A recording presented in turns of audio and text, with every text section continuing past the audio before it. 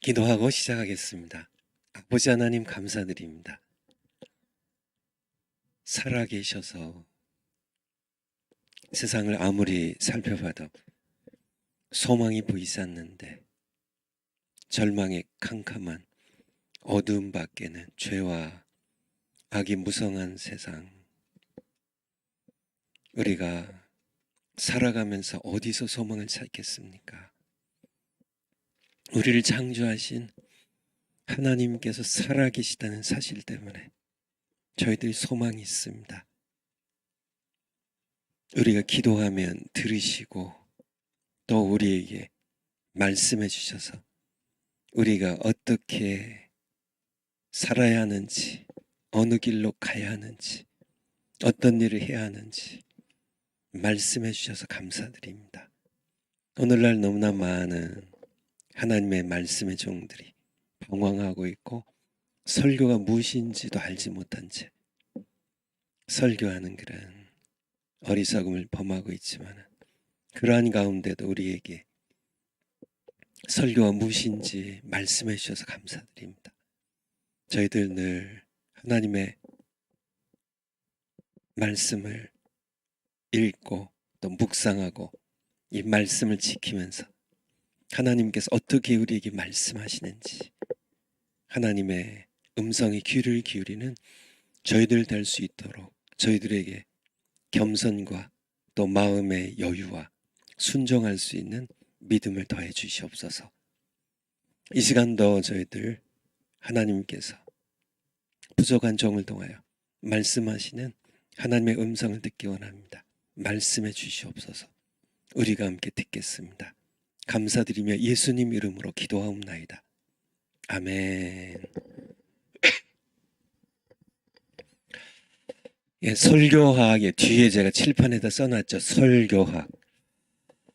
설교학. 이제 오늘 5번째 시간이나 봐요. 오늘 앞서 우리가 공부했던 내용 아주 간략하게만 계속 좀 반복하는 게 좋긴 좋은데 또 반복하면 또 시간이 너무 많이 가니까 또 진도를 좀 나가야 2월 이제 마지막 주간에 이제 3기죠. 3기 졸업이 있기 때문에 이제 그렇게 많이 안 남았어요.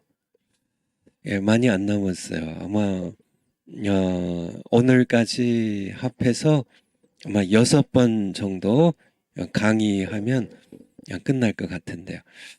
그래서 이제 설교학도 빨리 끝내고 또 가능하면 제가 또 성령론을 좀 일부만 성령론이 또 길기 때문에 성령론 일부만 좀 강의를 이렇게 하고 그래서 성령이 누구이신지 성령의 호칭, 성령의 속성, 뭐 구약시대의 성령, 성령론의 서론 정도는 그래도 이번 학기에 좀 끝낼까 하는 생각이 있어서 좀 서둘러서 강의를 하도록 하겠습니다. 그래서 앞서 우리가 4시간 동안에 배웠던 거 그냥 간단하게만 좀 말씀드리면 하나님은 어디에 계세요? 하나님은 하늘에 계시고 그렇죠. 하나님 하늘에 계시죠. 우리는요 땅에 있습니다. 그런데 이 간격이 공간이 너무 크죠. 크죠. 그래서 하나님께서 하늘에 계신 하나님께서 땅에 있는 죄인인 우리를 위하여 2개의 구원의 통로를 구원을 위해서 우리들을 구속하시기 위해서 2개의 통로를 열어놓으셨는데 그 중에 하나가 설교라는 거예요. 설교. 그리고요 다른 하나가 기도라는 겁니다. 그래서 기도 2개가 하늘과 땅을 연결하는 2개의 통로인데 차이가 있다면 기도는 우리의 입술에서 하늘로 하나님께 올라가는 방향이 틀리다고요.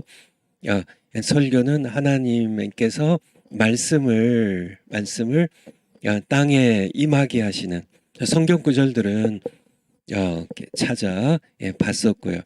예레미야 1장에 뭐 계속 나오죠. 예레미야뿐만 아니라 뭐 호세아 선지자에게 뭐 아모스 선지자에게 하나님의 말씀이 임하니라. 하늘에 계신 하나님의 말씀이 땅에 있는 선지자에게 땅에 임해서 이 선지자를 통해서 땅에 있는 백성들에게 선포되는 것. 시작이 하늘에 계신 하나님께서 시작이 돼서 땅에 있는 사람에게 임하는 것. 이것이 하나가 있고요.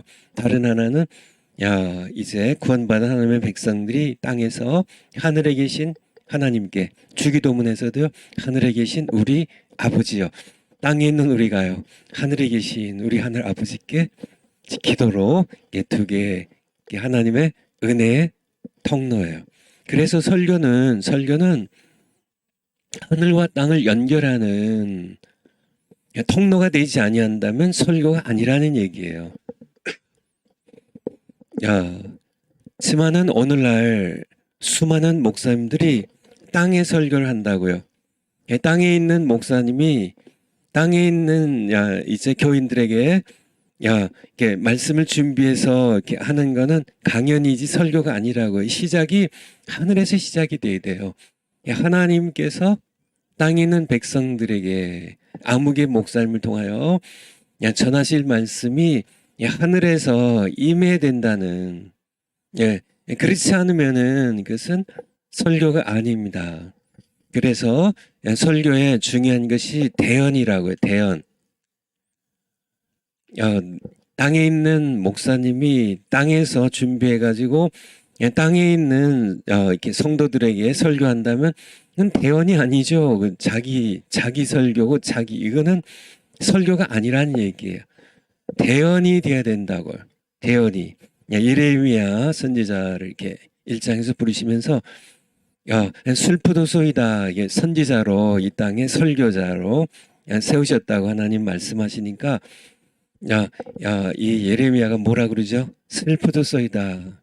나는 아직 어린아이라 말을 잘 못합니다. 그러니까 하나님 뭐라고 말씀하세요? 아니야, 너는 뭐 그런 말 하지 말라고. 말 잘못해도 상관없어. 내 말을 내 입에 넣어줄 테니까 그것만 대언하라고. 그쵸, 그냥 이렇게 뭐 내가 선지자가 땅에서 준비한 게 아니고 대언입니다. 대언. 근데 성경 한번 다시 중요한 성경 구절이니까 한번 찾아보면 예레미야 15장을 가볼까요? 15장 19절. 예레미야 15장 19절 보면 다 읽어본 거니까 거기에 보면 너는 내 입과 입같이 될 것이라. 거기 네 번째 줄이에요. 너는 내 입같이 될 것이라. 이 번역이 좋네요. 거기 너는 이게 무슨 뜻이냐면은 하나님께서 예레미야에게 너는 내 입이 이게 번역이 정확한 번역이 아닙니다. 정확한 번역은 이 킹 제임스 버전에 보면 you shall be my mouth. shall be my mouth. 그러니까 내 입이 될 것이라는. 하나님의 입이 되면 돼요. 하나님의 입이. 그러니까 선지자나 이 시대에 이렇게 선지자 역할을 하는 설교자는 하나님의 입이 돼야 됩니다. 입이. 하나님께서 말씀하신 분 하나님이세요. 예레미야 1장도 한번 가볼게요. 1장. 예레미야 1장. 4절부터 여호와의 말씀이 내게 임하니라. 이게 설교예요. 하늘에 계신 여호와의 말씀이 땅에 있는 예레미야 선지자에게 임하니라. 이게 설교예요. 5절을 보면 하나님께서 예레미야에게요. 내가 너를 열방의 선지자로 세웠다. 그러니까 6절에 슬프도소이다. 주 여호와여 보소서 난 아이라. 선지자는 말을 잘해야 되는데 이거는 예레미야 선지자가 착각한 거죠. 아니야. 오늘날도 마찬가지입니다. 설교자들도 말을 잘하는 사람이 아니고 그쵸. 왜냐하면 그럴 필요가 없다는 얘기예요. 10절로 내려가 보죠. 10절. 보라. 9절이네요. 9절. 9절. 여호와께서 그 손을 내밀어 내 입에 예레미야 선지자 입에 대시면 내게 이르시되 보라 내가 내 말을 내 입에 두었노라. 하늘에 계신 하나님께서 땅에 있는 예레미야에게 말씀을 그의 입에 두셔서 땅에 있는 백성들에게 전하게 하는 것. 이게 설교란 얘기예요. 에스겔서 37장에 여러분 봤던 것처럼 대언이라는 한번 찾아볼까요? 37장 4절부터인데요. 한 7절부터 한번 보죠. 7절. 37장 7절. 이에 내가 명을 쫓아 대언하니 대언할 때 이게 설교예요. 그러니까 하나님의 말씀을 대언하는 것. 하나님께서 말씀하시고 하나님의 입이 되어서 하나님의 입, 그러니까 대변인. 그래서 제가 그러니까 대학 교수의 설교랑 대변인 설교 이렇게 얘기했는데 대학 교수의 설교는 설교라고 하지 않고 연설이라고 그러죠. 강의라고 그러죠. 강의. 많은 목사님들이 강의를 하시는데 강의는 그냥 자기가 준비해가지고 자기가 전하면 돼요. 학생들에게. 하지만 대변인은요. 위에 있는 대통령의 말을 대변하는 겁니다. 대언하는 거죠. 설교는 강의가 아니라 대학 교수들이 하는 강의가 아니라 하나님의 말씀을 대언하는 그러한 것이 되어야 됨을 말씀을 이렇게 4시간에 걸쳐서 드렸는데요. 오늘 지난 시간에 했던 거짓 선지자의 특징에 대하여 이제 보고 우리 파워포인트 3번요. 거짓 선지자 그러니까 하나님의 말씀을 대언하는 게 아니라 땅의 설교라고 할까. 자기들이 땅에 있는 자기들이 하나님의 말씀을 듣지 않고 자기네들이 만들어서 백성들에게 아부도 하고 자기 마음대로 하는 그런 오늘날 거짓 선자들이 많을까요? 적을까요? 거짓 선자들이 많을까요? 적을까요? 그러니까 예수님의 말씀에 의하면 엄청 많죠. 그렇죠? 마태복음 24장 3절. 마태복음 24장 3절. 예수님께 이제 제자들이 묻죠. 예수께서 감람산에 위에 앉으셨을 때 제자들이 조용히 와서 가로되 우리에게 이르소서 어느 때 이런 일이 있겠사오며 또 주의 임하심과 세상 끝에는 무슨 징조가 있사오리까. 여러분들 이 마지막 때 이제 예수님의 재림과 세상 끝에는 무슨 징조가 있사오리까. 그때 예수님께서 가장 강조하신 게 뭔지 아세요? 거짓 선지자 얘기입니다. 이제 기근이 있고 지진이 있고 난리의 소문들이 있고 막 민족들이 일어나고 이렇게 얘기하시는데 예수님이 가장 강조하신 것은 거짓 선지자니까 마지막 때 가장 중요한 징조 가운데 하나는 거짓 선지자들이 엄청 많이 나온다는 겁니다. 11절로요. 11절에 보면 이 예수님의 재림 전에 그리고 이 종말의 때에 가장 이렇게 두드러진 그런 특징은 거짓 선지자가 조금 일어나? 아니죠. 많이 일어나. 엄청 많이 일어나 많은 사람을 미혹하게 하겠으며.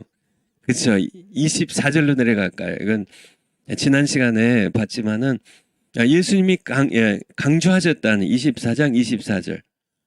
마태복음 24장 24절. 보면 아까 11절 봤는데 예수님이 한 번 얘기하시면 되는데 또 얘기하시잖아요. 그러니까 여러 이 말세의 특징 가운데 예수님께서 가장 강조하신 것은 이 거짓 선자들이에요. 앞에 거짓 선자들이 많이 일어나 많은 사람을 미혹하리라 하시는데 24절에서 또 말씀하세요. 같은 장에서 다시 또 말씀하시니까 굉장히 중요한 거죠. 거짓 선자들과 거짓 그리스도들과 거짓 선자들이 일어나 이제 뭐 큰 표적과 기사들도 보이면서 할 수만 있으면 택하신 자들도 미혹하게 하리라는 미혹에 빠지게 하리라는 그런 말씀인데요. 그러니까 여러분들 지금 거짓 선자들이 예수님 말씀에 의하면 많이 일어났다. 초대교회에도 이미 많이 나왔는데 그쵸? 지난 시간에 읽어본 것처럼 요한일서 4장 1절을 보면 이미 많은 거짓 선자들이 이미 일어났는데 마지막 때 한번 찾아볼까? 요일 4장 1절. 요일 4장 1절.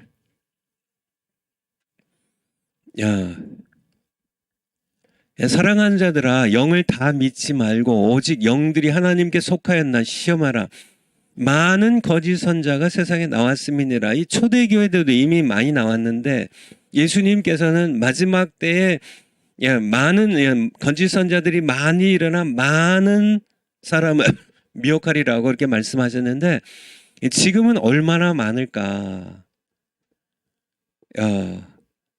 세상에 있는 그런 여러 종교 지도자들을 가리키는 게 아니라 실상은 예수님 택하신 자들도 미혹하게 하리라는 말씀 가운데 있는 것처럼 교회 안에도 버젓이 목사님이라는 그러한 직위를 가지고도요 신학교에 유명한 신학교의 신학 교수님이라는 칭호를 가지고도 거짓 선자로 활동한 사람들이 많을까요? 적을까요? 없을까요? 없지 않고요, 적지 않고요, 많이 뜻밖의 뭐 하나님께서 정확하게 하시겠지만 하나님 정확하게 하시죠.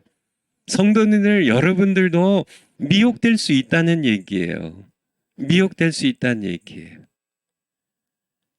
여러분이 뭐 하나님이 아니는 한 뭐 당연히 하나님 아니시니까 이 거짓 선자들은 자기도 속아요. 자기도 참 선지자, 참 목사인 줄 알고 참 신학 교수인 줄 알아요. 뭐 사람들이 칭찬도 하고 뭐 교회가 수적으로 부흥하기도 하고 뭐 그러니까 자기도 속는데 여러분이 속지 않겠어요? 거짓 선자들은 자기도 속입니다. 많은 그런 거짓 목사님들, 거짓 이 설교자들이 정말 많아. 그러면은 우리가 그러면은 어떻게 구별할 수 있냐? 성경으로 해야지. 성경으로.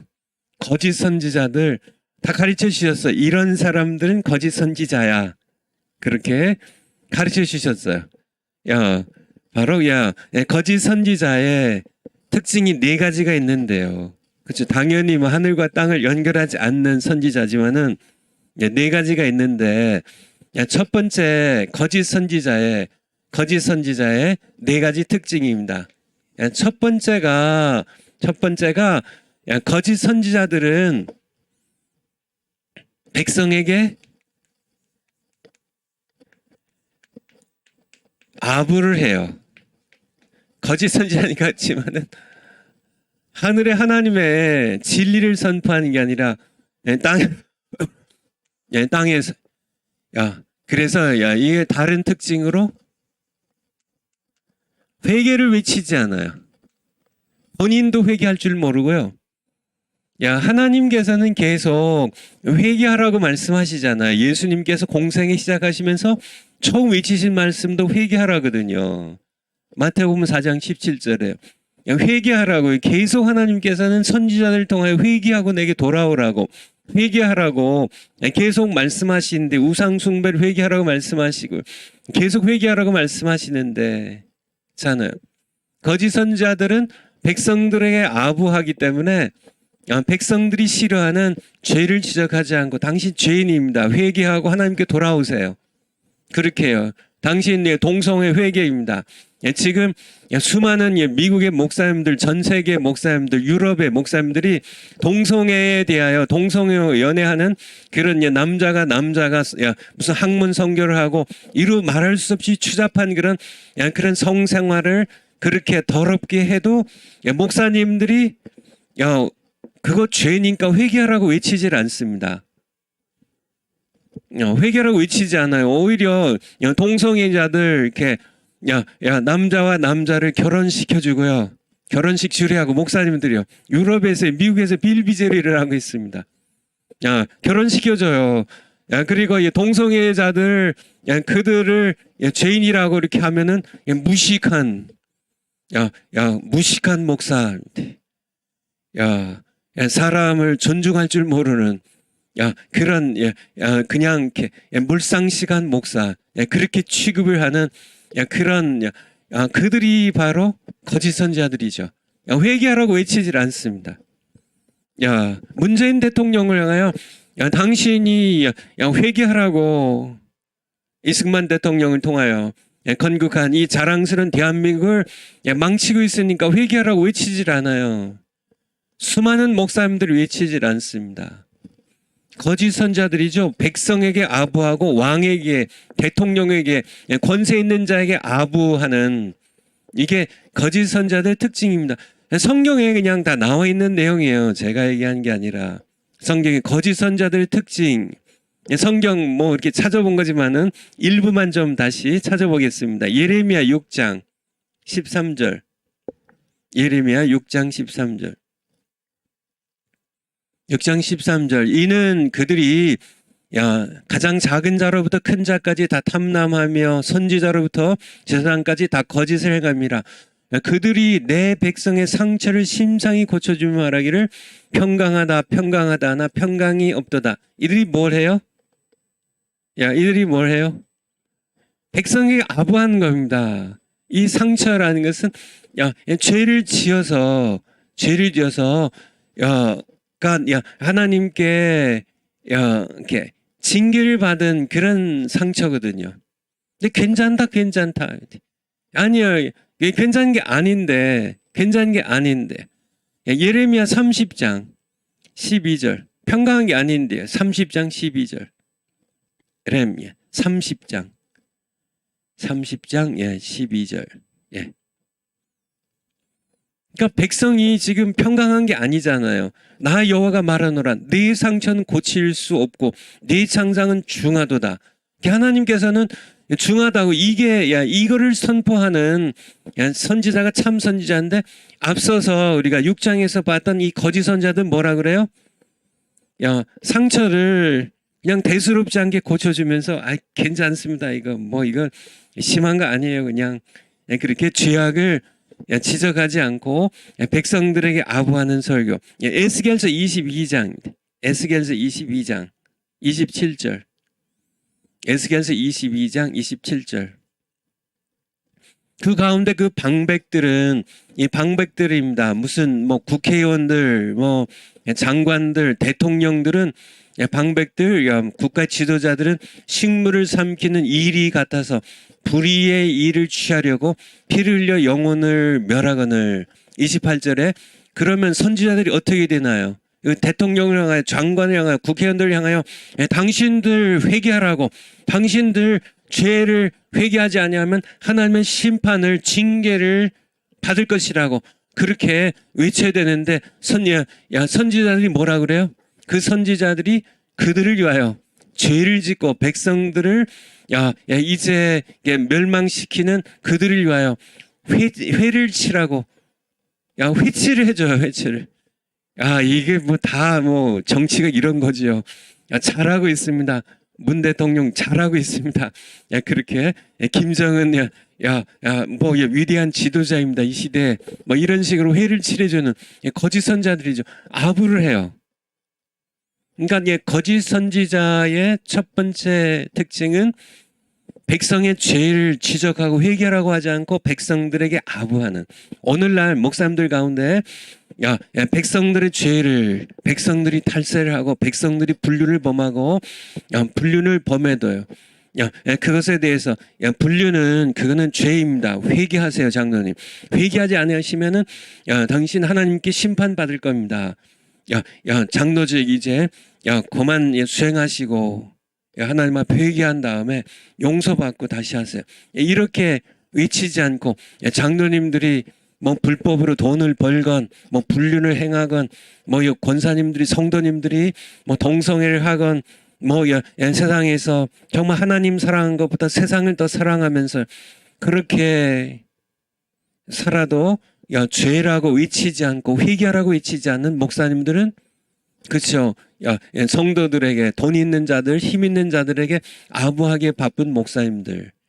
뭐 정치권 찾아다니면서 밥이나 얻어먹고 돈이나 좀 받고 대통령에게 아부한 목사님들. 이런 목사님들은 뭐예요? 거짓 선지자의 첫 번째 특징입니다.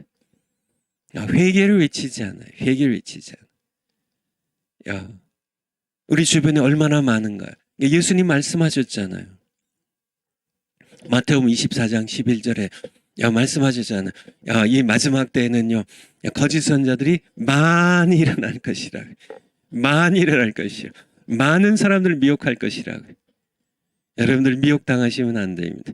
두 번째 특징이 거짓 선지자들의 거짓 설교자라고 할까요? 오늘날로 하면은 하나님 말씀 전한 거짓 설교자들의 두 번째 특징은 무엇이냐면은 자기 마음대로 설교를 해요. 자기 마음입니다. 자기 마음.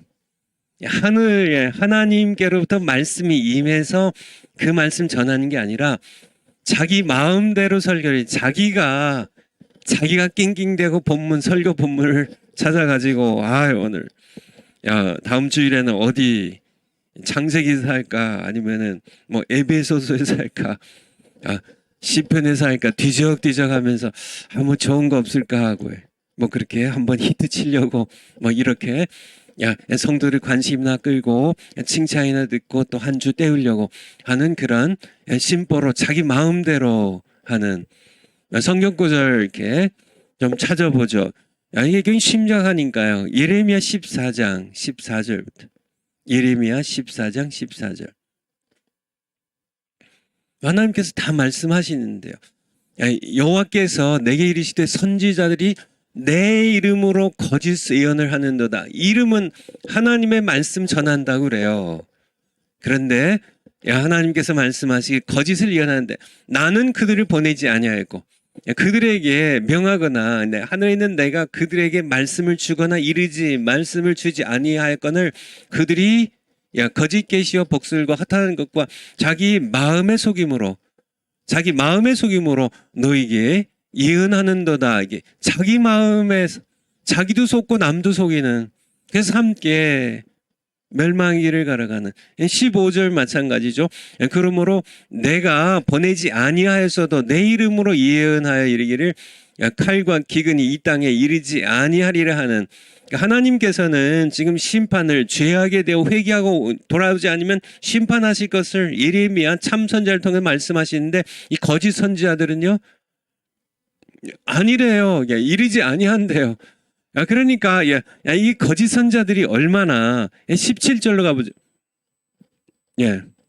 너는 이 말로 예레미야 너는 이 말로 그들에게 이르라 내 눈이 지금 이렇게 다 망해가는데 이렇게 망해가는데요. 거짓 선자들은 뭐라 그래요? 이게 괜찮을 거라고.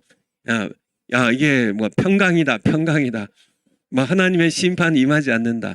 백성들에게 아부하고 왕들에게 아부하고 하는 그런 23장으로 가볼까요? 23장 16절 예레미야 23장 16절 만군의 여호와께서 이같이 말씀하시되 너희에게 예언하는 선지자들의 말을 듣지 말라.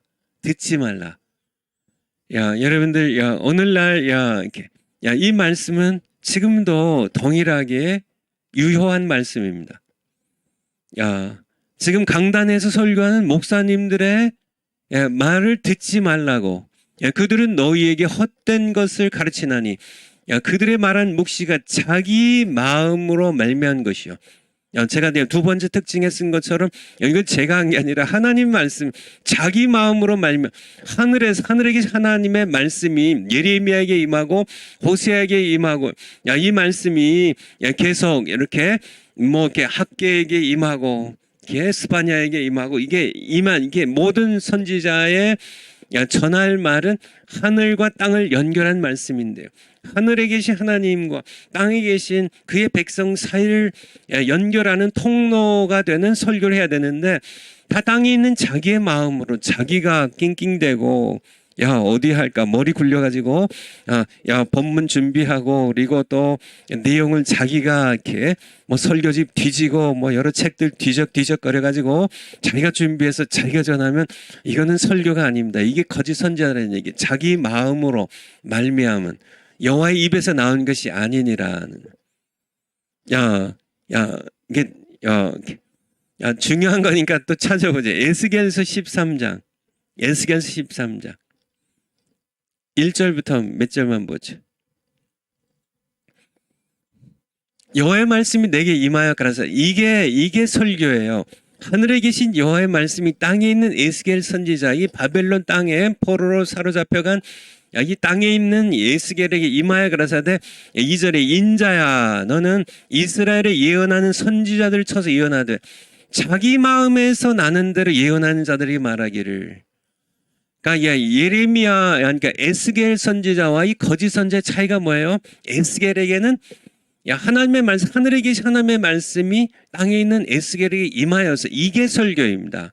그래서 대언하는 거죠. 이게 하나님의 말씀을 대변하는 거죠. 하나님의 입이 되어서 대언하는 겁니다. 그렇지만은 이 거짓 선지자들 특징은 뭐예요?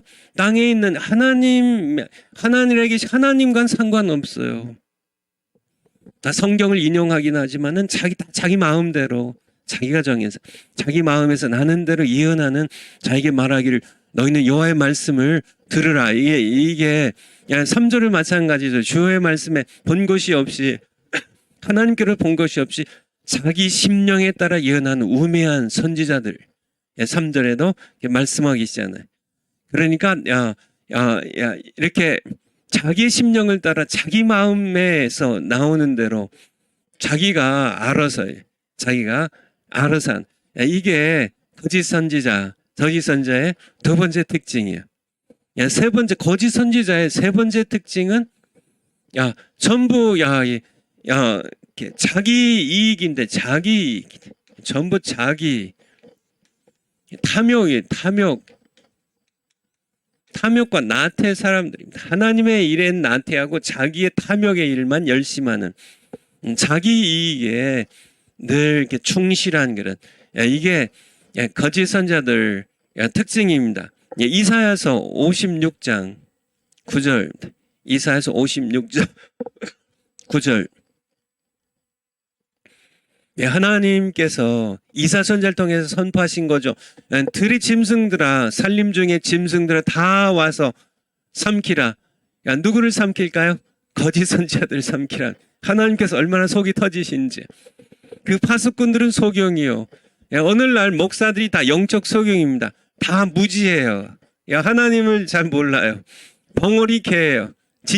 능히 짖지 못하며, 이 개가 하나님의 양떼를 지키라고 갖다 놓은 이 개가 이 짐승들이 오는데도 짖지를 못해요. 벙어리 개라. 능히 짖지 못하면 다 꿈꾸는 자요.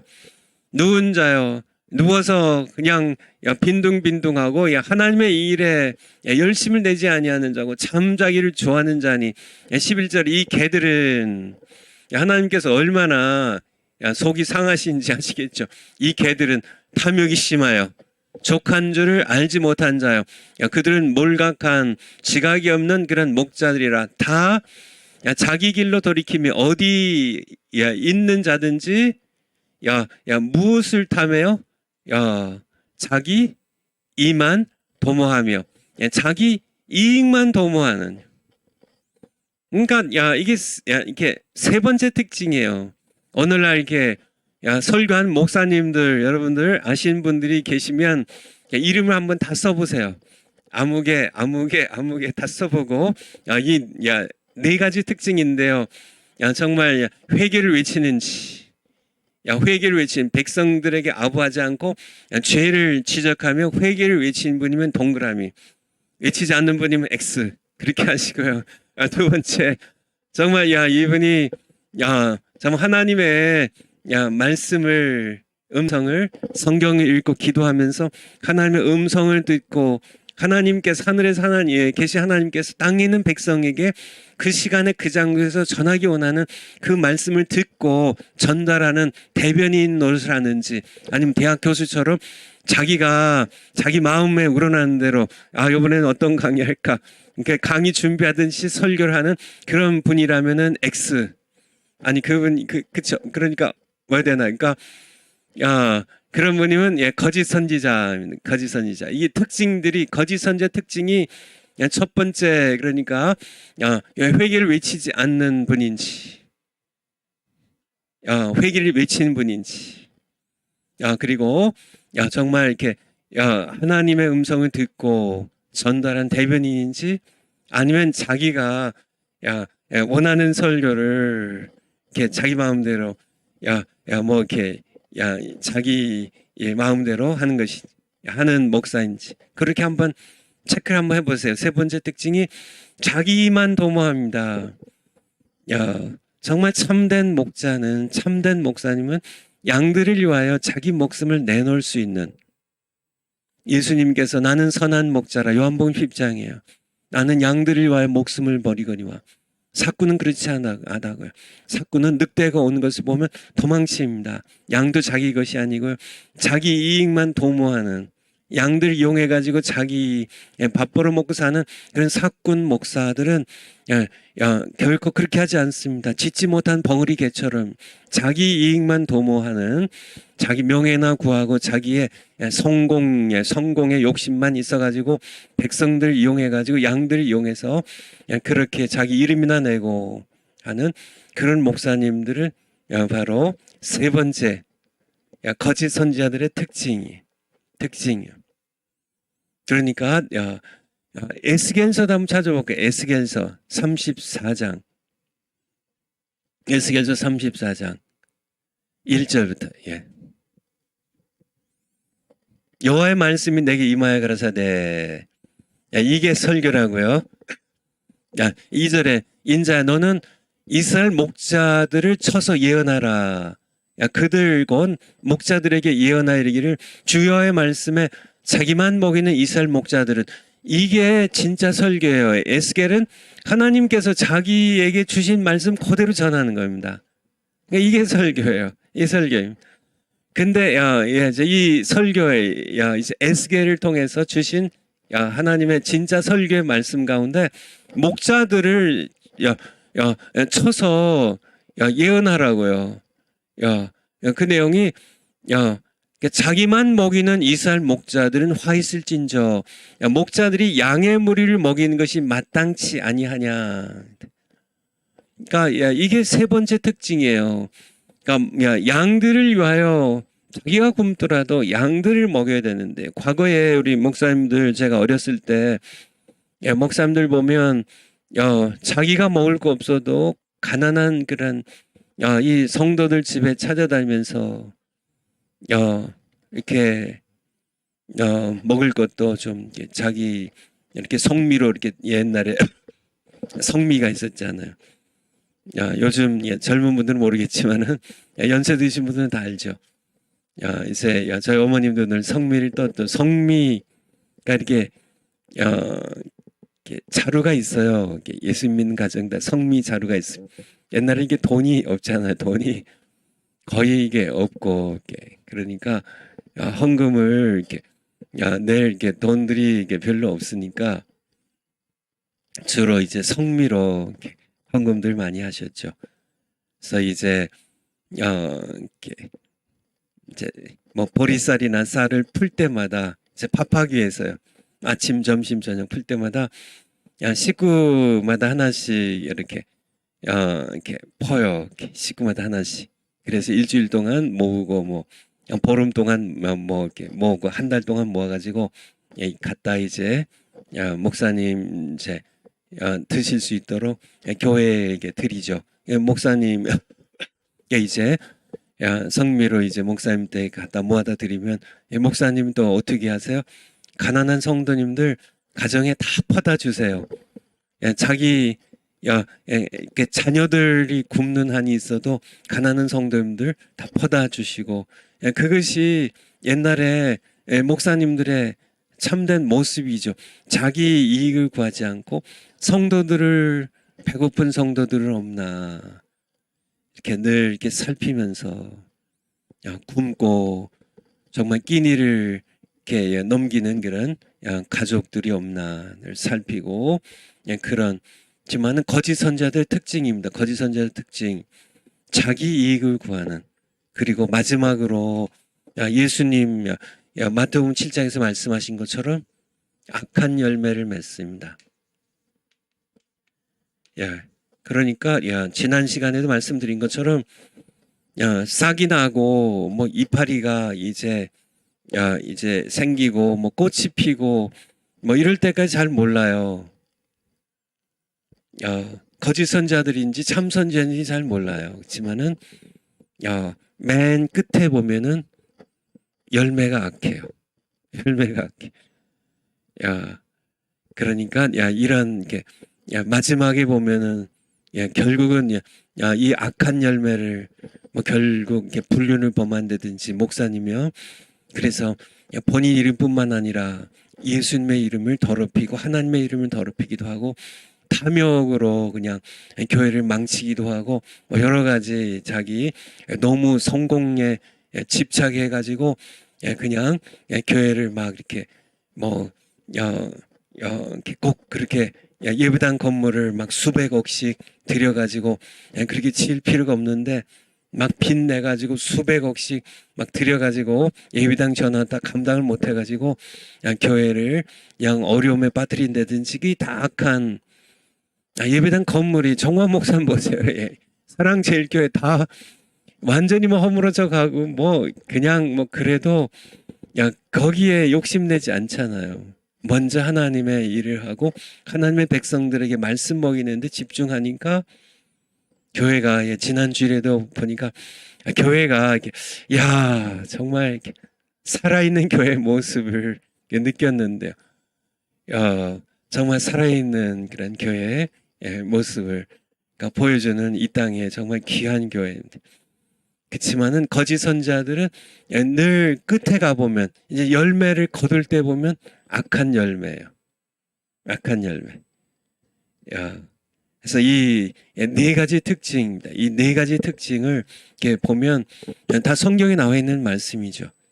이 악한 열매도 이 거짓 선자에 대한 얘기예요. 그러니까 지난주에 봤지만은 그냥 제가 이렇게 끌어다 드리는 말씀이 아니라 거짓 선자에 대해 예수님 하신 말씀입니다. 한번 볼까요? 마태복음 7장 15절. 마태복음 7장 15절. 마태복음 7장 15절. 거짓 선자들 삼가라. 양의 옷을 입고 너희. 그러니까 거짓 선자들 얘기입니다. 16절을 보면 그의 열매로 그들을 알지니 가시나무에서 포도를 너는 엉겅퀴에서 무화과를 따겠느냐. 이와 같이 참 선지자들은 아름다운 열매를 맺고 못된 나무는 거짓 선자들은 나쁜 열매를 맺을 수밖에 없다고. 그러니까 열매를 보면 뭐 꽃이 더 뭐 크고 화려할 수도 있어. 거짓 선자들이요. 그래서 많은 사람들이 칭찬도 하고 뭐 많은 사람들이 또 따라가고 또 그런 목사님이 목회하는 교회가 또 이렇게 막 이렇게 수적으로 막 이렇게 번성도 하고 그럴 수도 있어요. 그렇지만은 열매 이제 마지막 궁극적으로 열매를 보니까 어때요? 이게 악한 열매를 맺어요. 악한 열매를 맺는. 그래서 설교학 지금 강의를 우리가 함께 하나님의 말씀을 듣고 있는데요. 거짓 선자들 이게 설교란 무엇인가? 하늘과 땅을 연결하는 통로가 되어야 된다는 얘기입니다. 하나님의 말씀을 내가 성경을 읽고 기도한 가운데 하나님의 음성을 듣고 하나님의 말씀을 받아서 땅에 있는 백성들에게 하늘의 하나님의 말씀을 땅에 있는 백성들에게 전한 설교를 했는데 예수님 말씀에 의하면 이 마지막 때 많은 거짓 선자들이 나와서 많은 사람들을 미혹하고 또 심지어는 표적과 기사도 행해가지고 심지어 택하심을 입은 자들까지 미혹하려 한다고 그렇게 말씀하셔서 우리는 이 마지막 때, 지금이 마지막 때잖아요. 거짓 선지자, 거짓 설교자들이, 거짓 목사님들이 많이 등장한 이 시대인데 자기도 속고 남도 속이고 세상도 속이지만은 하나님 못 속이죠. 하나님께서 우리에게 거짓 선지자들을 예수님께서도 거짓 선지자들을 매우 조심하라고 양의 옷을 입고 너에게 나오나 노략질하는 이 일이 늑대, 노략질하는 늑대입니다. 양들을 정말 이게 뜯어 먹고 사는 이 거짓 선자들이 그들을 조심하라고 말씀하셨잖아요. 예수님께서. 그러면서 성경에서는 그럼 우리가 조심해야 되는데 거짓 선자들을 어떻게 구별하냐? 미국에서 박사학위 받으면 참 선지자일까요? 정말 이렇게 행동이 이렇게 욕도 안 하고 아주 점잖고 아주 예의 바르고 그러면 참 선지자일까요? 아니요. 그렇게 외모로 보면 여러분들 완전히 여러분들 그러니까 미혹당할 수 있습니다. 이게 사람들이 이렇게 어디 유명한 신학교에 가서 설교학도 강의하고 그러면 참 선지자일까요? 아니에요. 그런 게 기준이 돼. 성경엔 그런 말씀 없어요. 오히려 그 반대입니다. 하나님께서는 이게 이새의 집에 사무엘 선지자를 보내셔가지고 사무엘 마음에는 맏아들 엘리압이 지나가니까 하나님께서 기름 부을 왕이 바로 엘리압 장남이구나 이렇게 했는데 하나님께서 뭐라 말씀하시죠?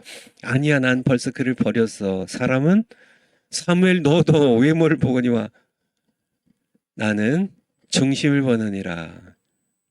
우리가 외모 가지고 학위 가지고 그 사람의 세련된 예의 점잖게 엘리트 같이 아주 이렇게 이렇게 귀족풍이 나고 이렇게 해서 이런 목사님 잘생기고 이런 목사님 그거 가지고 정말 내가 딸을 참 선지자 참 설교자라고 그렇게 생각했다가는 여러분들 정말 이렇게 땅을 치고 후회할 그럴 때가 올 수 있어요. 여러분들 성경엔 그런 말씀 없어요. 성경에서는 중요한 4가지 거짓 목사, 거짓 설교자, 거짓 선지자를 구별하는 하나님 미리 말씀하셨어요.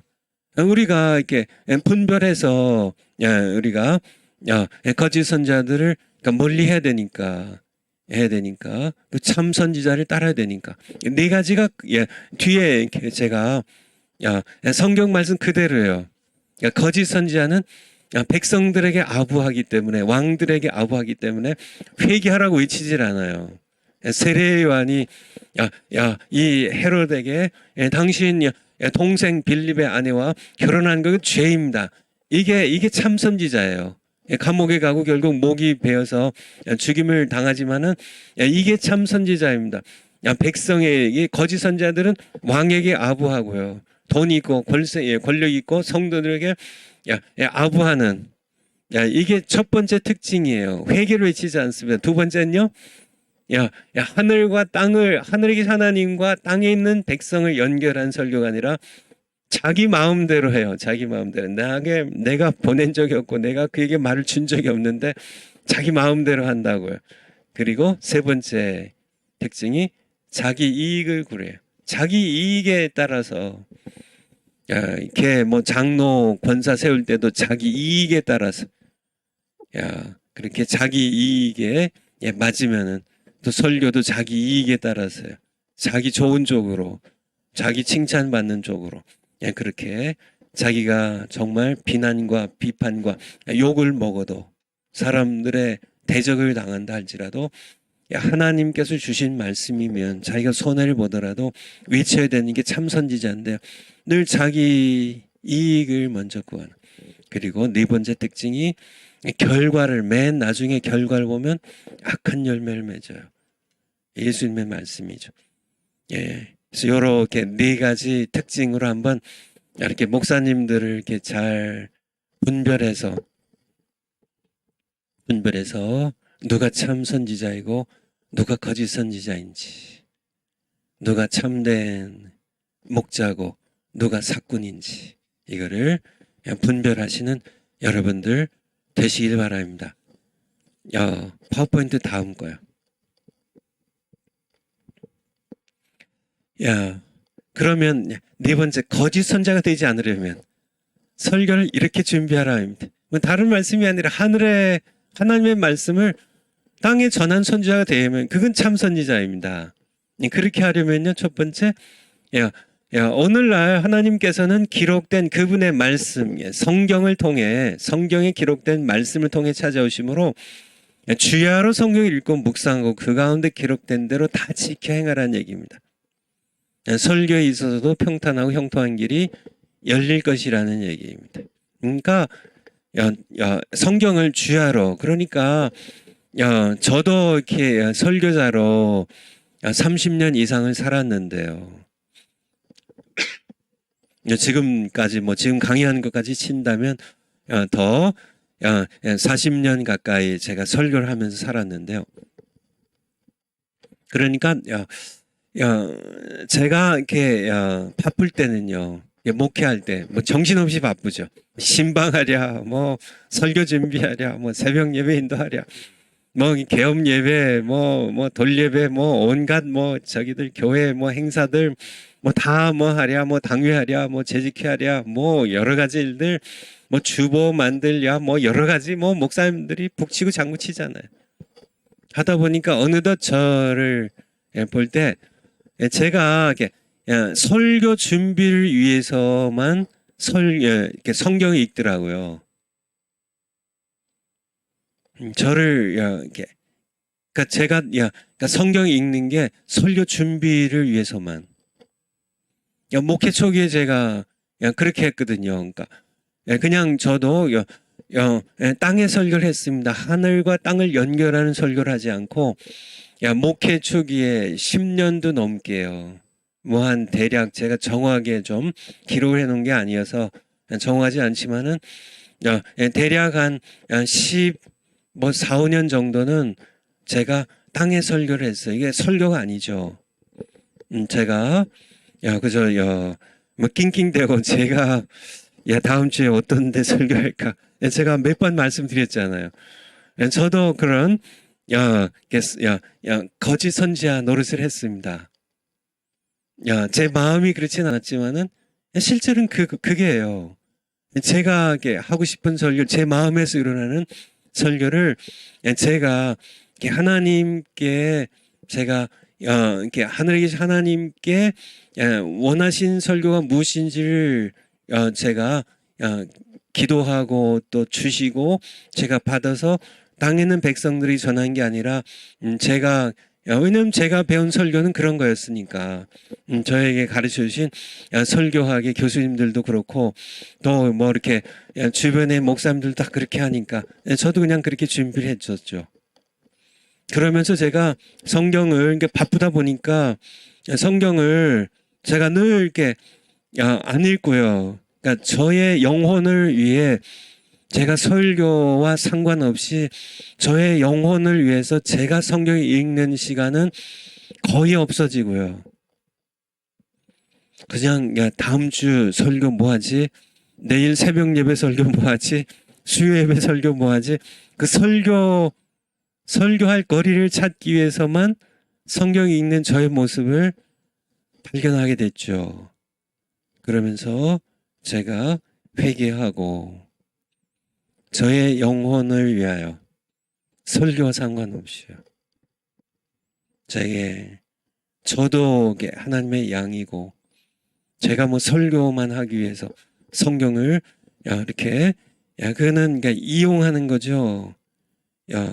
그거는 좀 이렇게 강하게 얘기해서 성경을 이용해 먹는 그런 악한 거짓 선지자, 거짓 설교자라서 저도 오랫동안 살았습니다. 지금 하나님의 은혜로 제가 깨닫게 하시고 제가 이제 성경을 별도로 저의 영혼의 건강함과 제가 하나님께 늘 이렇게 하나님의 자녀로서 하나님의 양으로서 내가 나를 위해서 주시는 영혼의 양식을 위하여 성경을 별도로 읽기 시작했고요.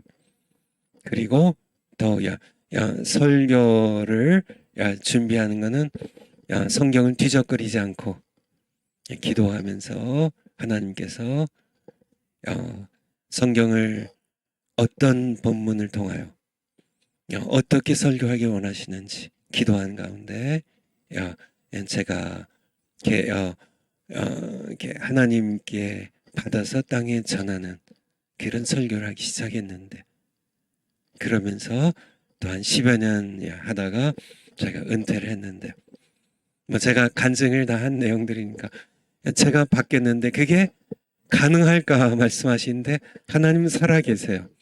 말씀하신 분입니다.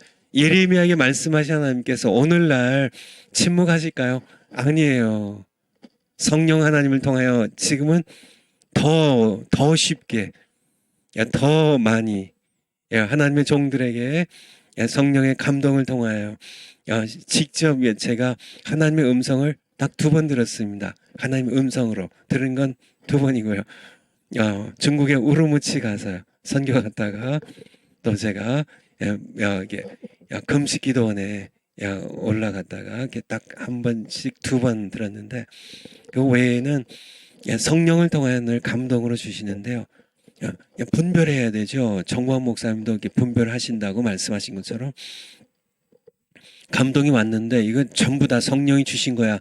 그렇게 고집하는 사람은 그러니까 신비주의자가 되기 쉽습니다. 그리고 결국은 이단에 빠질 수가 있어요. 이게 아니라 감동이 오면 항상 분별해야 되죠. 분별해야 되죠. 기도하는 다른 분 또 성경 말씀으로 분별하는 게 가장 중요한 거죠. 성경 말씀을 통하여 내가 지금 받은 감동이 성령을 통해 온 건가 내 마음에서 난 건가 사탄이 준 것인가 를 분별해서 그것이 일단 훈련만 경건의 훈련만 잘 되면 분별이 잘 돼요. 잘 됩니다. 딱 분별을 쉽게 할 수 있죠. 이거는 내 생각이거든 사탄의 생각이고 이것은 성령이 주신 그러니까 이렇게 해서 그러니까 설교 준비를 그러니까 여러분의 영혼을 위하여 늘 설교와 상관없이 성경을 늘 읽어야 돼요. 읽어야 돼요. 그걸 하지 않는 목사님은 거짓 선자가 되기 쉽습니다. 성경을 주야로 늘 읽어야 돼요. 그렇게 말씀하셨잖아요.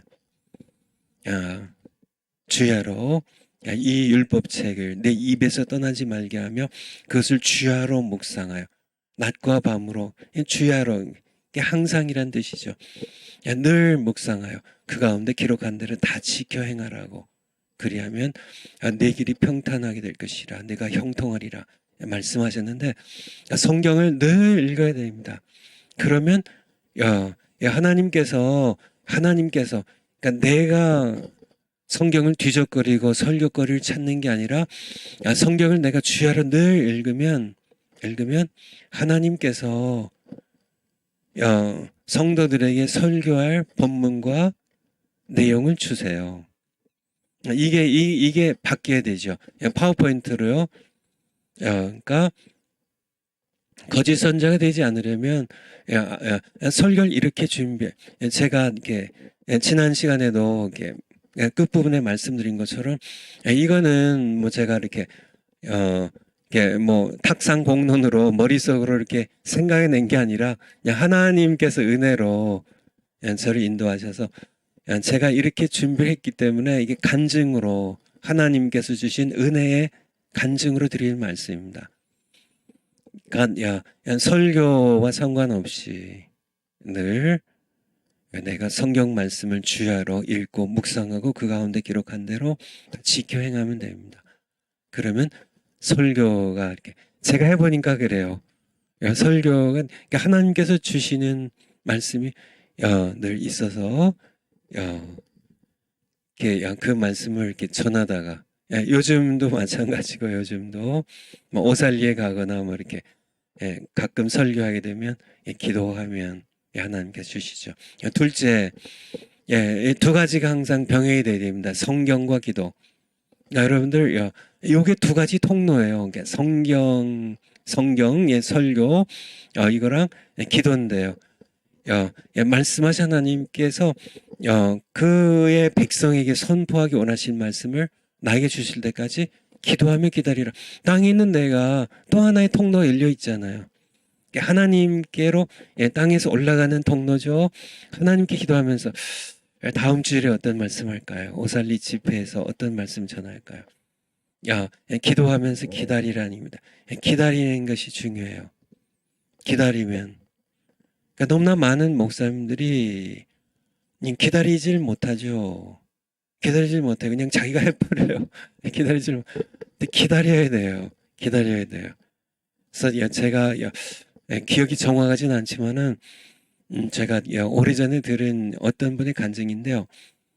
아마 그 하와이의 빅 아일랜드라는 하와이의 큰 섬이 4개인가 있죠. 거기에 가장 큰 섬이 빅 아일랜드 큰 섬이라는 거기에 그 YM이라고 국제예수전도단 YM이라는 국제예수전도단에 학교가 있습니다. 열방대학교라고 그러죠. 열방대학교.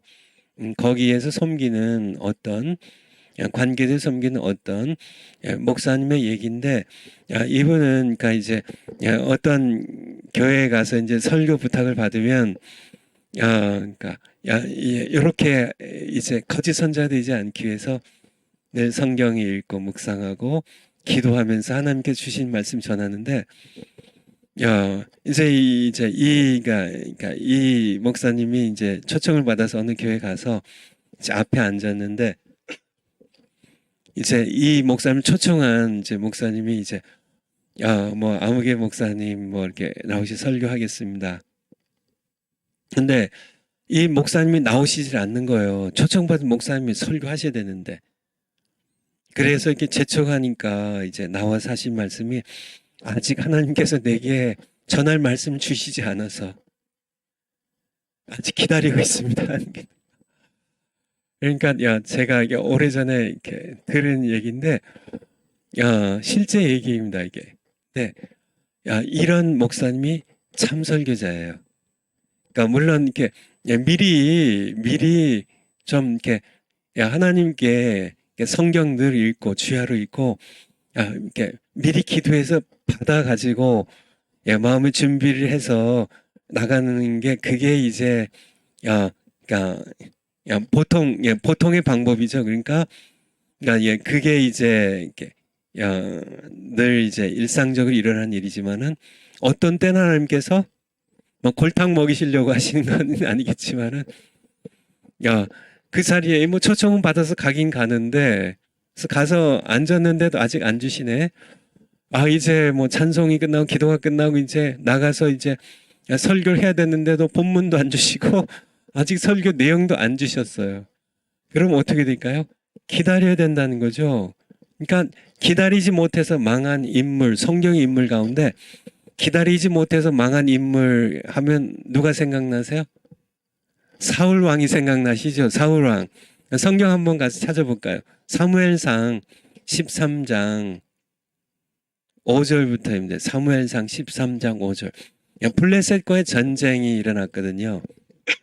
사울 왕이 이제 왕이 된 지 얼마 안 됐을 때예요. 블레셋 사람과 이제 요 때에 이게 사울 왕 때 뭐 이렇게 전쟁이 이게 물론 뭐 사사 시대도 마찬가지지만은 블레셋과 참 전쟁이 많아요. 다윗 시대도 마찬가지고요. 블레셋과 전쟁이 많은데 이 사울 왕 때에도 블레셋 사람이 지금 요쪽 이렇게 지중해 해안 쪽에 좀 이스라엘 가나안 땅에 서남부 쪽에 이렇게 살아갔던 아주 그게 호전적이고 아주 강력한 그런 이렇게 족속이죠. 이 블레셋 사람이 이스라엘과 싸우려 하여 모였는데 병거가 3만이요, 마병이 6천이요, 백성은 해변에 모래같이 많더라. 그러니까 그냥 이렇게 블레셋 사람들이, 그러니까 이 병거와 마병이 이 정도니까, 백성이, 그러니까 이 백성은 군사들입니다. 군세가 해변에 모래같이 새까맣게 몰려왔어요. 이 병거를 이끌고. 그러니까 백성들이, 그러니까 블레셋 새까맣게 몰려왔어요.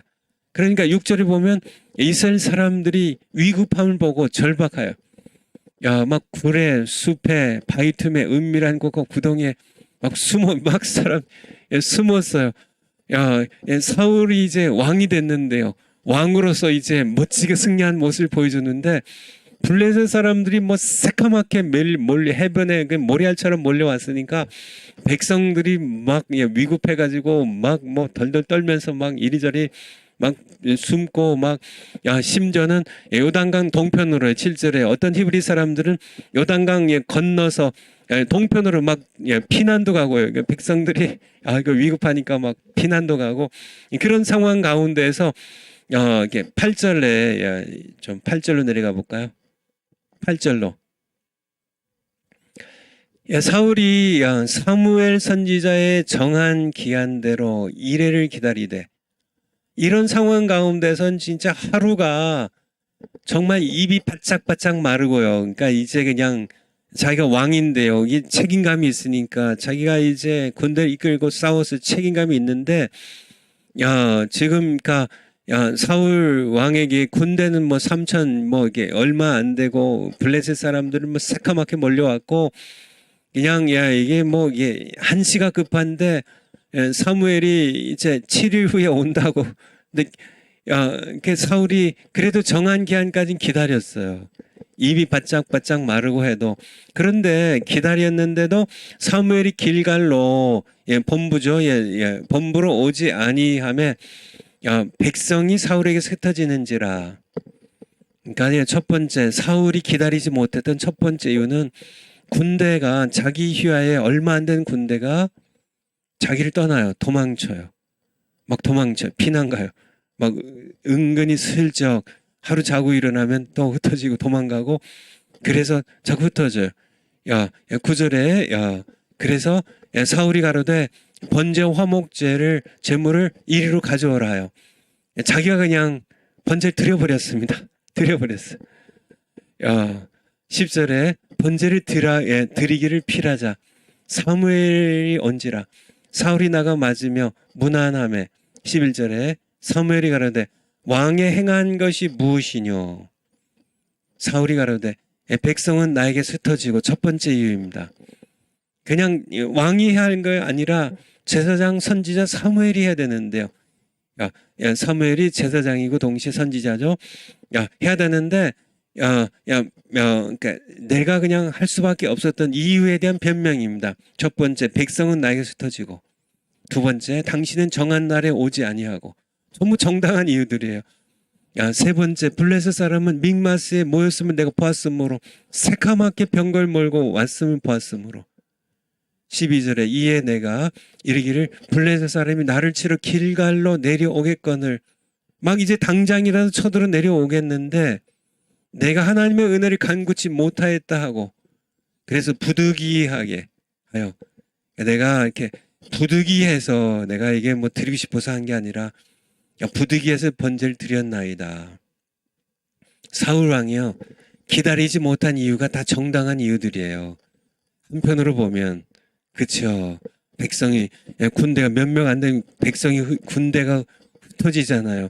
사무엘 선지자는 정한 때에 오지 않잖아요. 블레셋 사람은 새까맣게 몰려왔잖아요. 그런데 하나님의 은혜를 아직 못 구했는데, 그래서 드렸습니다. 그럴 때 사무엘 선지자가 할 수 없군요. 뭐 이렇게 그랬군요. 그렇게 인정하고 동의를 해줬을까요? 아니에요. 13절 보면 사무엘이 사울에게 이르되 왕이 망령되이 하지 못할 일을 망령되이 행하였도다. 왕이 하나님 여호와께서 왕에게 명하신 명령을 지키지 아니하였도다. 왕은 왕으로 살 일이 있고 제사장과 선지자는 제사장과 선지자로서 할 일이 있는데 그 선을 지켰다면 하나님 여호와께서 왕에게 명하신 명령을 지켰더라면 여호와께서 이스라엘 위에 왕의 나라를 영영히 세우셨거늘 14절에 지금은 왕의 나라가 길지 못할 것이라 이제 왕을 버리실 것이라는 무슨 얘기인가 기다리는 건 기다림과 사실은 기다림과 기다림과 믿음은 사실은 같이 가는 겁니다. 하나님을 믿었으면 사울 왕이 하나님을 믿었으면 기다렸을 거예요. 정말 하늘이 두 쪽 난 한이 있어도 땅이 꺼진 한이 있어도 정말 블레셋 군대가 정말 코앞같이 폭풍 전야처럼 정말 흔들리는 등불이 내가 흔들리는 작은 호롱불이라 할지라도 하나님을 믿는 믿음은 기다렸을 겁니다. 기다리지 못하는 오늘날 목사님들 마찬가지가 아닐까요? 저도 마찬가지였고요. 기다릴 줄 몰라요. 그래서 스스로 알아서 설교를 해버려요.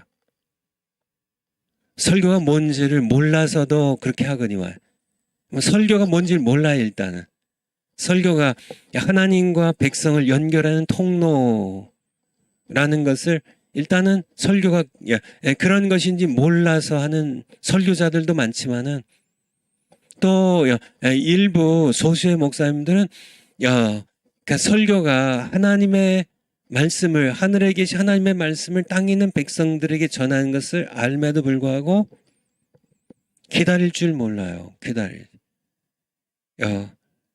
왜냐하면 핑계가 많거든요. 너무 바빠요. 이렇게 주일날은 이렇게 시시각각 다가오는데 정말 이렇게 하나님께서 말씀을 빨리 안 주시고 얼마든지 변명할 수도 있겠지만은 제가 이렇게 설교를 이렇게 준비한 저의 간증으로 말씀드린다면 하나님은 실수가 없으셨어요. 우리 복음성가 가운데 실수가 없으신 좋으신 나의 주 그런 찬송이 있는 것처럼 하나님은요 실수가 없으시더라고요. 저의 하나님은 실수가 없으신데 여러분의 하나님은 실수가 있으시나요? 저희 하나님이 여러분의 하나님이시잖아요. 실수가 없으세요. 그러니까 하나님께서 뭐 기계적으로 탁탁 이렇게 주신다는 얘기가 아니라 믿음으로 하나님을 기다리면 하나님은 결코 실수가 없으신 하나님께서 정말 이렇게 기다려도 하나님께서 안 주세요. 사울왕처럼 기다렸는데도 아직 사무엘 선지자가 안 나타나요. 하나님의 은혜를 아직 못 받았어요. 말씀은 아직 안 주세요. 그래서 주일날 이렇게 내가 이렇게 설교를 이렇게 안 주셔가고 못했어요. 근데 하나님께서 하나님 제가 기다렸는데 말씀 왜 안 주셨어요? 그러니까 하나님께서 그렇구나 내가 깜빡했네. 내가 바빠가지고 말이야. 너희 교회 너한테는 내가 깜빡했네. 아이고 미안하다. 다음에 내가 안 그럴게. 하나님 그런 적이 없다는 얘기예요. 하나님 실수가 없이 전지전능하신 무한한 그런 능력으로 무한한 사랑으로요. 그의 백성을 사랑하시고 그의 종들을 사용하시는 하나님께서는 정말 실수가 없으신 분이세요. 그러니까 기다려야 되는데 기다리지 못하는. 그래서 설교도 망하고 자기가 그냥 알아서 사울 왕이 자기가 알아서 그냥 번제 드려버리고 자기가 알아서 해버리는 것처럼 오늘날 너무나 많은 목사님들이 자기들이 알아서 그냥 설교를 해버려요. 근데 그건 설교가 아니라니까요. 하나님과 백성을 하늘과 땅을 연결해야 되는데 땅에서 자기가 알아서 해버리니까 그쵸? 예, 그런 설교가 오늘날 얼마나 많은지. 야, 참, 야, 파워포인트를 한번 가볼까요? 기다리라는 겁니다. 기다리라는. 기다릴 줄 아는 것. 그러니까 믿음으로 상황이 시시각각 변한다 할지라도 믿음으로 하나님은 실수하지 않으셔. 하나님은 어떤 다른 뜻이 계시겠지. 난 하나님을 믿고 기다릴 거야. 그렇게 했어야 되는 겁니다. 우리도 마찬가지예요. 하나님은 실수가 없으세요. 믿음이죠. 믿음으로. 출애굽 후 신앙생활은 한마디로 복종이었습니다. 지난 시간에 찾아봤죠. 그리고 목사님들은 설교 준비가 신앙생활이에요. 그러니까 설교 준비도 복종을 하라는 얘기. 하나님의 음성을 듣고 복종하라는. 그렇죠. 창세기 1장 1절에서 설교하라고 하시면 창세기 1장 1절에 설교하시고 이게 복종입니다. 내가 그거는 설교를 그거 하고 싶지 않은데 그렇죠. 뭐 하나님께서 요한복음 14장 1절부터 6절까지 설교하라고 하시면 그냥 복종하면 되는 겁니다. 그 설교 본문이 좀 마음에 안 드는데 그냥 복종이에요. 설교는 복종이면 대변인은 복종이에요. 그냥 전하라고 하시는 내 입에 넣어주시면 그냥 복종해서 그냥 전하면 되는 거예요. 그러니까 너무 이게 대변인은 생각이 많으면 안 돼요. 대변인이 생각 많아서 뭐 하게요? 그냥 대통령의 대변인은 그러니까 대통령의 말씀 이렇게 귀 기울여서 잘 듣고 정확하게 듣고 그것을 정확하게 백성들에게 전하면 되는 겁니다. 생각이 많아요. 그러니까 그래서 대통령이 뭐 얘기하시는지는 얘기해도 별로 듣지도 않고요. 딴 생각이나 하고 있고 복잡한 생각이나 하고 있고 자기 생각이나 하고 있고 자기 주장이나 생각하고 있고 그리고 대통령과 상관없이 자기가 대통령의 이름을 도용해 가지고 이제 자기가 말로 하면 당장에 해고죠. 깜빵이지 깜빵. 근데 거짓 선지자들이 다 그렇게 했다고요. 자기 마음대로 했다고요. 하나님께서 말씀 주시지 않았어도 자기 마음에 우러나는 대로 이 거짓 선지자들의 특징이 대변인 설교가 아니라 하나님의 대변인, 하나님의 입이 되어야 되는데 생각들이 너무나 많고 자기 주장들이 너무나 많고 자기가 하고 싶은 그런 설교들도 많고 자기들이 알아서 그냥 기다리지 않고 해버리는 설교를 자기가 그냥 알아서 사울 왕이 사무엘 선지자 오기 전에 그냥 급한 마음으로 자기가 알아서 해버리는 자기가 그냥 제사를 주관해버리고 말는 그런 목사님들이 얼마나 많은지 우리가 좀 지만은 설교입니다. 설교는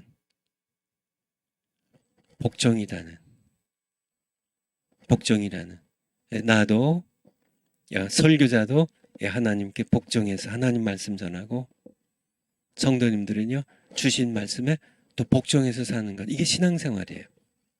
복종. 파워포인트를 한번 다시 가볼까요? 예수님을 앞서지 말고 예수님을 따라가라. 이건 저에게 익숙한 건데요. 제가 전에 한번 보여드렸나요? 전에 보여드렸네요. 제가 지갑에는 제가 디모데전서 6장 7절 말씀 세상에 아무것도 가져온 것이 없음에 아무것도 가지 못하리니 이제 가진 것에 만족하라는 그런 구절을 제가 글쎄요 한 20년 넘게 지갑에 넣고 다니고요. 제 성경책에는 또 뭐가 하나 있는데요. 이게 전에 한번 보여드렸네요. 예수님을 앞서지 말라. 이게 제 책상 머리에도 있고 제 컴퓨터에도 항상 요거 몇 장 만들어 가지고 이게 예수님을 앞서지 말라. 밑에는 바른 자세가 더 중요하다는. 이거는 한 1년이 안 됐습니다. 이거는 1년이 안 됐죠. 요거 예수님을 앞서지 말라. 설교에 있어서도 예수님을 앞서면 안 됩니다. 예수님을 앞서지 않는다는 얘기가 뭐예요? 예수님을 따라가는 겁니다. 예수님이 앞서 가시면 따라가. 자꾸 설교 잘하는 분들이 자꾸 이 예수님 앞에 나가서 자기들이 자꾸 설쳐요. 이게 설친다고 얘기하는 게 맞는 것 같습니다. 그러니까 예수님 뭐 알아서 따라오시든지 말든지 하시고 자기가 그냥 뭐 주일 설교는 자기가 예수님 앞에 나가면서 계속 설치면서 자기가 설교 뭐 이런 설교도 하고 저런 설교도 하고 뭐 죽 썼다고 막 낙심도 하고 잘했다고 또 우쭐하기도 하고 뭐 이렇게 그냥 예수님 앞에서 설교자가 예수님 앞에서 설쳐대는 그런 모습을 보이지 말란 얘기입니다. 잠잠히 칭찬이 없어도 괜찮고요. 예수님을 잠잠히 따라가면 돼요. 설교에 있어서도 낙심할 필요도 없고요. 우쭐댈 필요도 없고 그냥 예수님 따라가는 건데요. 낙심할 필요도 없잖아요. 예수님 따라가니까 우쭐댈 필요도 없고요. 예수님 따라가면 되는 겁니다. 요한복음 10장 27절. 요한복음 10장 27절.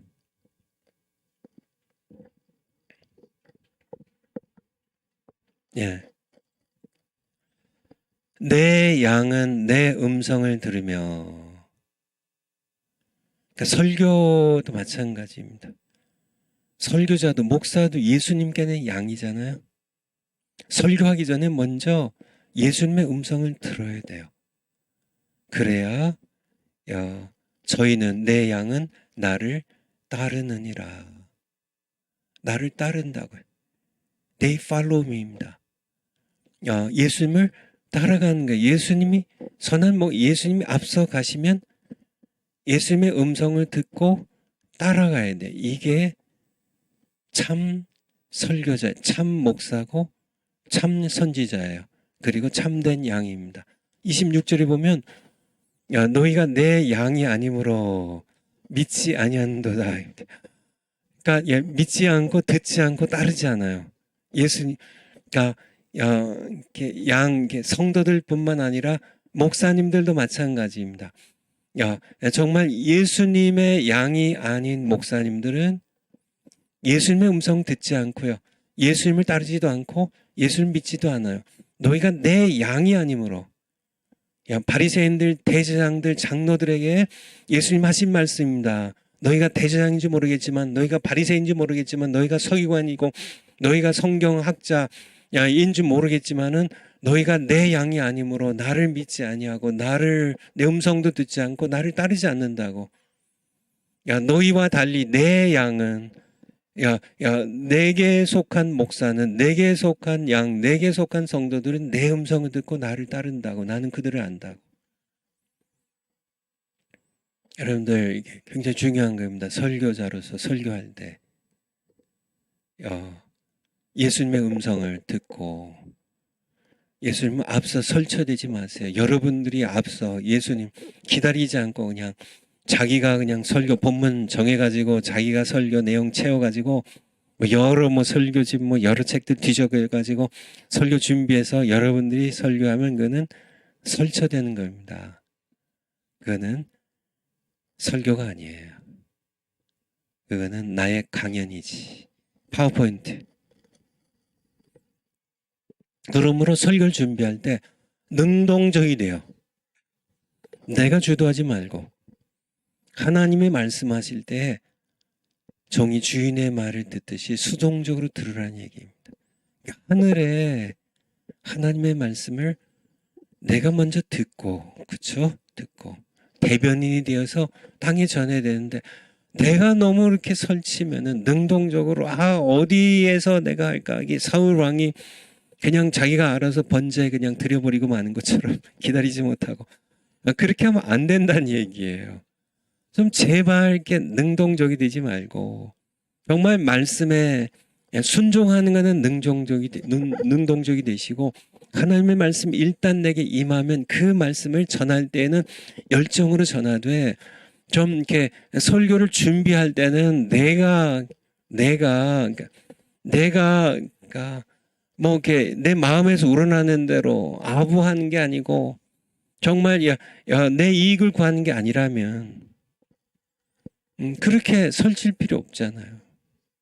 수동적으로 하나님께서 뭘 말씀하시는지 귀를 기울여 듣는 그리고 그 말씀을 그대로 전하는 대변인 되시면 됩니다. 우리 마지막으로요. 우리 파워포인트 말씀을 전할 때는 그 말씀이 하나님의 말씀이므로 하나님의 심정과 열정으로 그분의 백성에게 대언하라는 얘기입니다. 그러니까 하나님의 말씀 전할 때에는 그러니까 하나님께서는 회개하라고 외치는데 강렬하게 회개하라고 동성애 죄악이니까 당신 회개하십시오. 그렇게 하나님께서 그렇게 말씀하시는데 강렬하게 하나님께서 말씀하시는데 설교자는 그건 뭐 이렇게 현찮게 열정도 없이 그러니까 뭐 이렇게 누그러뜨려 가지고 강돌 그러면 안 된다니까. 요즘 우리 그 선다빈 자매가 우리 정모 목사님께 이제 설교를 통역하잖아요. 처음에도 잘했지만은 지금 훨씬 더 잘해요. 왜냐하면 정모 목사님께서 뭐 강하게 얘기하시면은 우리 선다빈 자매도 강하게 얘기를 하고 그쵸? 손을 이렇게 내밀면은 선다빈 자매도 같이 손을 내밀고 그렇게 말을 빠르게 하면 똑같이 빠르게 하고 그렇게 하는 모습을 제가 옆에서 보면서 참 통역 잘한다는 생각을 했는데 맞습니다. 그러니까 하나님께서 어조가 강하시면 이 설교자도 강하게 얘기하셔야 되고 하나님께서는 강하게 얘기하시는데 설교자는 이렇게 아주 뭐 약하게 뭐 이렇게 느리게 뭐 이렇게 한다면 그렇죠. 하나님의 말씀을 이렇게 대언하는 이게 설교자로서 하나님께서 내게 어떤 말씀을 주실 때 하나님의 마음을 느끼고요. 하나님께서 백성을 위로하기 원하시면 설교자도 하나님의 이 부드러운 하나님의 위로의 말씀을 전하지만은 죄악에 대하여 회개할 것을 외치면은 강렬하게 하나님께서 강하게 말씀하신 것처럼 강렬하게 외치는 그런 대언자가 되어야 된다는 얘기입니다. 성경 구절이 하나 있는데요. 그냥 이따가 생각나면 하기로 하고 이제 일단 마치겠습니다. 기도하겠습니다. 아버지 하나님 감사드립니다. 저희들에게 늘 말씀하신 하나님 오늘날 거짓 선자들이 참 많이 등장했지만 저희들이 잘 분별할 뿐만 아니라 우리 자신도 거짓 선자가 되지 않기 위하여 늘 하나님의 말씀을 주야로 읽고 묵상하고 우리에게 말씀하실 때 듣고 또 말씀하실 때까지 믿음으로 기도하며 기다릴 수 있는 저희들 될 수 있도록 저희들에게 은혜 베풀어 주세요. 예수님의 이름으로 기도하옵나이다. 아멘.